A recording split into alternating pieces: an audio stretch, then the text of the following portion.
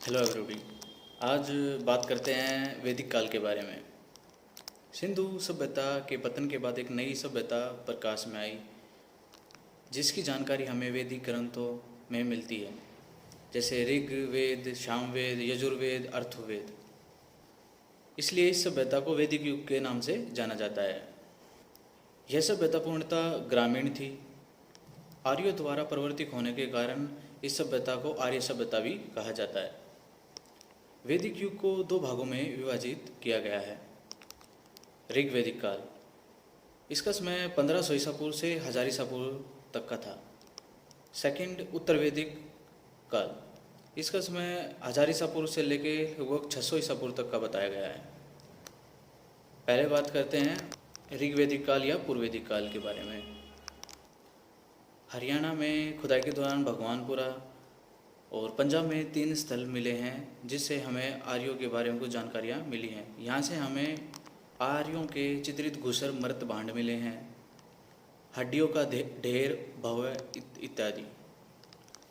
कश्यप विलेख जो कि 1600 ईसा पूर्व का है, उसमें हमें ये पता लगता है कि आर्यों की एक शाखा भारत आई। 14वीं सदी ईसा पूर्व के बोगाज कोई अभिलेख में भी हमें वैदिक देवताओं की जानकारी मिलती है। पहले बात करते हैं ऋग्वेद काल के बारे में। ऋग्वेद के मंडूक सूक्त में हमें ऋग्वेदिक शिक्षा पद्धति की झलक मिलती है। ऋग्वेद की जो नदियां हैं, उसमें 40 नदियों का ऋग्वेद में हमें उल्लेख मिलता है। उसमें सबसे ज़्यादा सरस्वती और सिंधु का उल्लेख है। ये बात हमें ऋग्वेद के 10वें मंडल में बताई गई है। इस समय समुद्र की जानकारी नहीं थी। गंगा के बाद सरस्वती सबसे पवित्र नदी मानी गई है। ऋग्वेद में नदियों को इस नाम से पुकारा जाता था।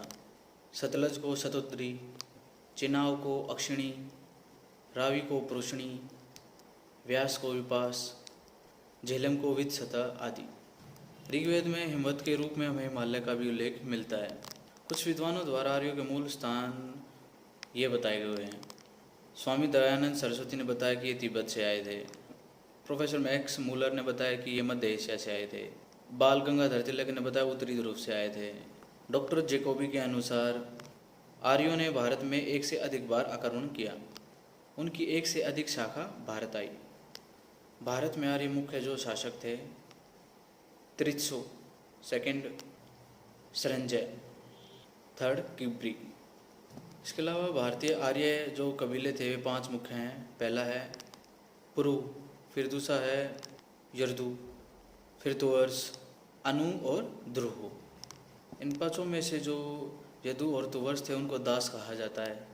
अब इसका क्षेत्र विस्तार अफगानिस्तान तक, पंजाब और पश्चिमी उत्तर प्रदेश तक था। मुख्य कबीला पुरु या ब्रह्मावर्त यह, इसके अंदर सतलुज और यमुना नदी तक का सारा क्षेत्र आता था। इसके बाद जो भरत कबीला था उसमें सरस्वती से यमुना के बीच का क्षेत्र आता था। पुरु कबीला सरस्वती नदी के किनारे स्थापित था। यदु और तुवर्स थे जो वो दक्षिणी पंजाब में थे। जो आर्यों के दुर्ग थे वो पुर कहलाते थे। उस समय जो बाण होते थे वो तांबे के बने हुए, सिंगों से बने हुए और विषाद बाण होते थे। आर्यों का खरुग रावी नदी के तट पर हुआ था, जिसे 10 राज युद्ध के नाम से जाना जाता है। इसमें भरत कबीले का जो राजा सुदास था उसकी जीत हुई थी। विश्वामित्र पहले भरत वर्ग का ही पुरोहित था। इसके अलावा जो 5 अनार्य कबीले भी थे, अंकिन, पख्त, भलानस, विषाणी एवं शिव। जो ये 10 राज युद्ध हुआ था, इसमें पुरु का राजा पुरुष से मारा गया था। अब बात करते हैं वैदिक राजतंत्र के बारे में। कबीले को जन बोला जाता था। जो ऋग्वैदिक लोग थे उनको विश्व। वैदिक काल में सभी व्यक्ति या विश्व समिति में एकत्रित होकर राजा का चुनाव करते थे। सामान्यतः राजपथ वंशानुगत था। ज्येष्ठ पुत्राधिकार व्यवस्था लागू थी। ऋग्वैदिक काल में गणतंत्र का भी प्रारंभिक उल्लेख मिलता है। जो उस समय गैर राजतंत्रात्मक राज्य थे उनको गण कहा जाता था, जिसके प्रमुख थे ज्येष्ठक और गणपति। ऋग्वैदिक काल के राजन कोई पैतृक शासक नहीं था, वरन कबीले का ही सर्वे सर्वा था वो। राजा जो कबीलाई मुखिया थे उससे अधिक कुछ नहीं थे और वे विष के रक्षक, पुरोहितों के रक्षक थे। कबीले के लोगों के द्वारा जो राजा को उस समय कर दिया जाता था उसको बलि कहते थे। अब बात करते हैं ऋग्वेदिक काल की कबीलाई संस्था। ये थी सभा, समिति, विदत, गण आदि। में जो विदत थी वो सब सर्वाधिक प्राचीन संस्था थी।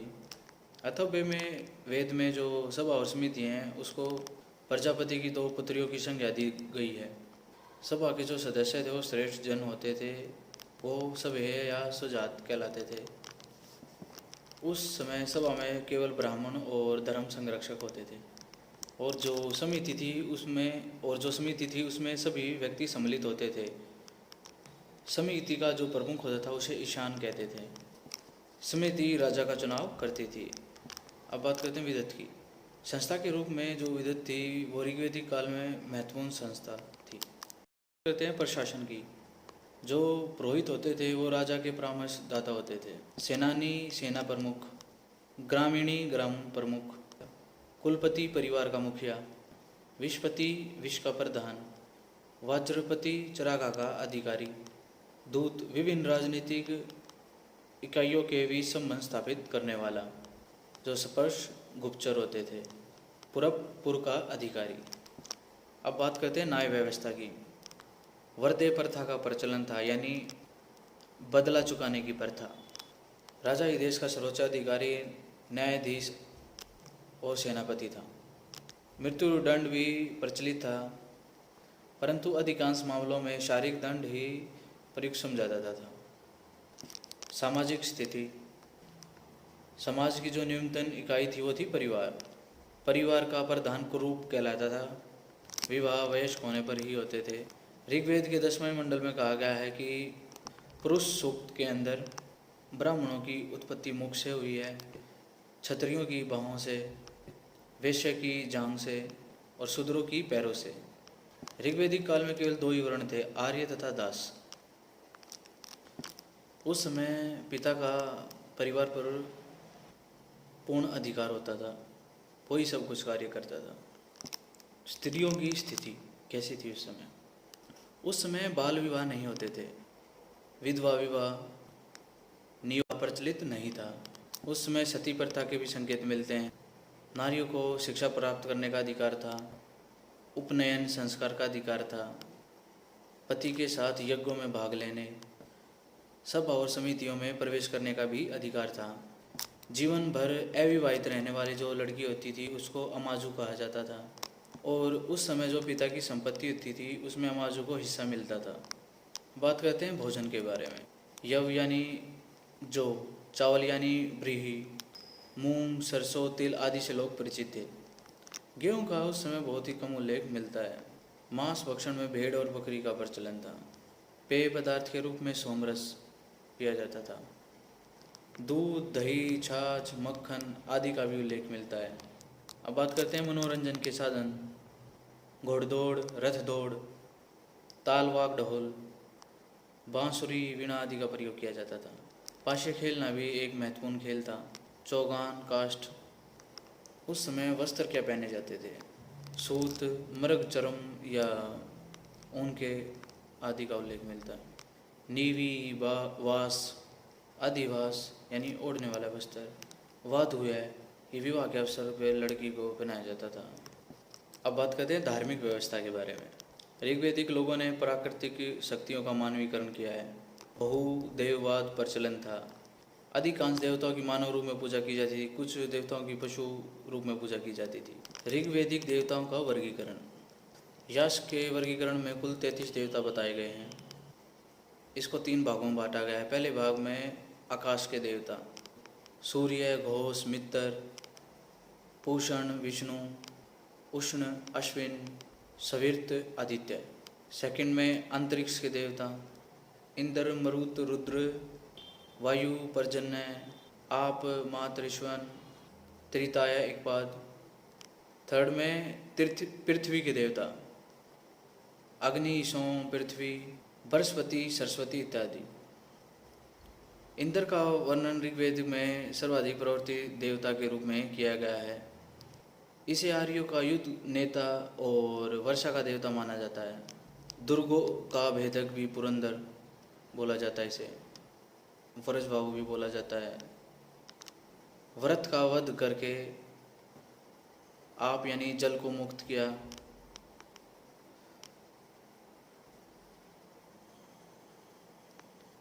तथा सूर्य और उषा को जन्म दिया। घोष उसका पिता है, अग्नि उसका भाई, मरुत उसका सहयोगी। ये भी कहा गया है कि विष्णु ने व्रत के युद्ध में इंद्र की सहायता की थी। दूसरा महत्वपूर्ण देवता है अग्नि। यह मनुष्य और देवताओं के बीच मध्यस्थ भूमिका निभाता है। अग्नि के द्वारा ही देवताओं को आहुति दी जाती थी। इसे देवताओं का मुख भी कहा जाता है। मात ऋषवन ही अग्नि को उसके मूल निवास स्थान स्वर्ग से अग्नि पृथ्वी पर लाया। इसके बाद वरुण यानी श्वास का देवता, इसका उल्लेख भोगाज कोई अभिलेख में मिलता है। इसे वर्षा का भी देवता भी कहा गया है।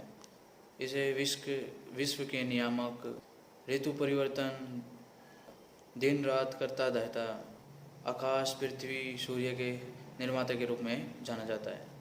और चौथा है सोम, वनस्पति का देवता इसे कहा गया है। औषधि का स्वामी कहा गया है। निवास स्थान पर्वतीय क्षेत्र, इसे शयन स्वर्ग से पृथ्वी पर लाया था।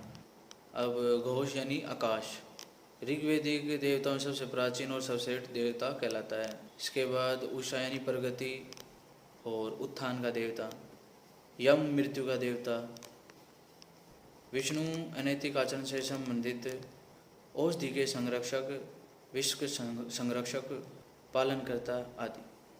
पूषण सूर्य से संबंधित, चरागाह, सड़क पशुपालन आदि का देवता। मित्र वरुण से संबंधित, शपथ और प्रतिज्ञा का देवता।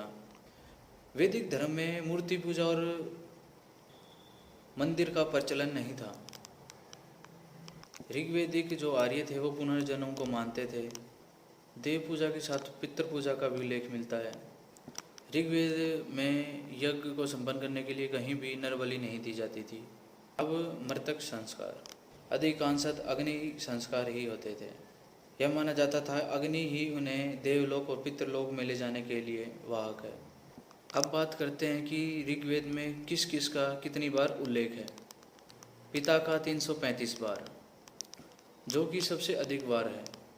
जन का 275 बार, इंद्र का 250 बार, माता का 234, अश्व का 215, अग्नि का 200, गो का 176, विष का 176, विदत का 122, सोम का 120, ग्रह का 90, गण का 46, वरुण का 30, वर्ण का उल्लेख 23 और सेना का 20, ब्राह्मण का 15, यव का भी 15 और ग्राम का 13, सूर्य का 10, राष्ट्र का 10, क्षत्रियों का भी 9 बार उल्लेख और समिति का भी 9 बार उल्लेख, सभा का 8, पूषण का 8, विष्णु का 6, यमुना का 3, रुद्र का 3, कुवप का 2, इसके बाद गंगा, मित्र, शुद्र, वैश्य, राजन्य, इन सब का 1 बार उल्लेख मिलता है।